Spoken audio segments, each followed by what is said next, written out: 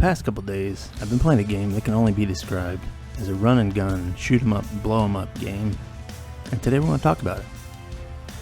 Broforce has several menu options. You can play the single player campaign, or you can play up to 4 players on a local network. You can also play multiplayer up to 4 players. You can create your own levels. You can also modify existing levels. You can play a versus mode. In the versus mode, you have the option for deathmatch, race, play default campaigns, create playlists from local campaigns. There's so much that you can do with this game, you're not going to get bored of it anytime soon. I've been playing this game through Xbox Game Pass for PC. I believe it's also available on Steam. The characters in this game take on a hyper, over-the-top, macho personality, and they're very patriotic too. You travel around the world in a helicopter to different numbered location points, and at each point you're going to end terrorist activity and rescue fellow fighters who will join you along the way. The first thing I noticed about the gameplay was the color and the animation. This game has a real retro feel to it, and I feel like they did a really good job on the graphics. Another thing I liked about Broforce was the soundtrack. I think they did an excellent job on the music. Made me feel really patriotic and like I was really on a mission. I found the dialogue in this game to be kind of funny because nobody speaks in a regular voice. Everybody shouts and screams, and it's pretty motivational. I do think they went over the top with the blood splatter. You don't have to have so much blood splattering absolutely everywhere, but it is what it is. At the end of each area, you'll raise the flag, and then you'll have this helicopter come pick you up, and it'll show you all the destruction that you did along the way. And to liberate some areas, you have to defeat a boss. The different areas get progressively more difficult as you make your way through the game, and with that you get more explosions, you get more destruction, and you meet cool guys like this right here. I think that's kind of funny. But you also get more blood splatter everywhere. I'm actually playing this on the easiest setting, and there's just an insane amount of missiles coming at me. You got landmines everywhere, but it is fun to make it through. As you rescue the people in the cages along the way, you do get an extra life, and your character will change. Each character has a different weapon. Some I think are much better than others. Some have weapons that seem to be more long range. Some have weapons that seem to be more mid-range and more explosive. And then there are others that have weapons that are more like melee, close combat, knives and swords. I couldn't find a tutorial or a training section of this game,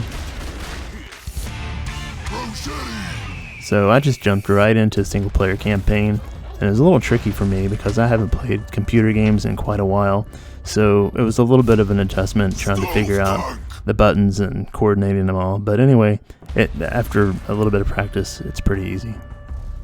I actually love the over-the-top intros to the bosses, and just looking at how he's coming at me, I think that's hilarious. And then the noises and the taunts that the enemies make, it just makes the whole thing more entertaining. When you die, you'll start back at the last flag that you raised until you run out of lives. In some areas I've died quite a bit, and it seems like the respawns are just random. Sometimes you'll get a character that you like, and then other times not so much. The Dave Mustaine Megadeth style guitar solos at the end of the level is a nice touch. This guy with the chain gun is a good example of a character who has a long distance range, but it takes a while for the gun to kick on, and it also pushes him back.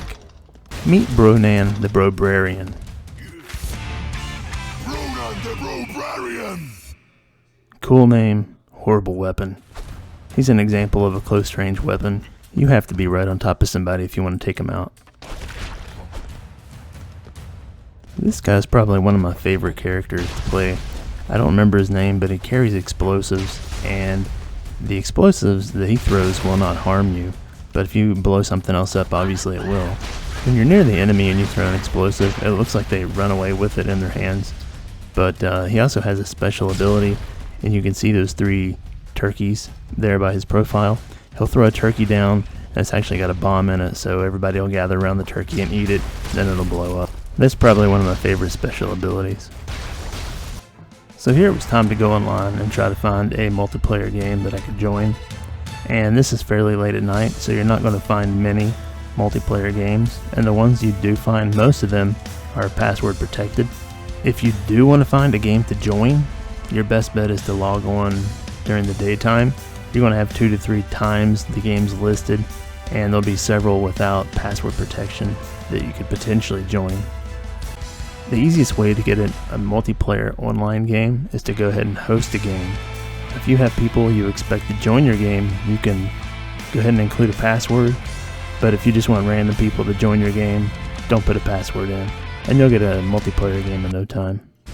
When it comes to multiplayer on this game, I feel like 1, maybe 2 other players would be sufficient.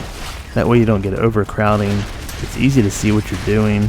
The characters move so fast, and when you add that 4th player, especially that 4th player, it's just harder to tell what you're doing, and you have the potential to die quite a bit. And that can be frustrating because if there's not an extra life available, you have to wait for either another person to be rescued or another life becomes available for you to take. Did I mention the soundtrack to this game was awesome?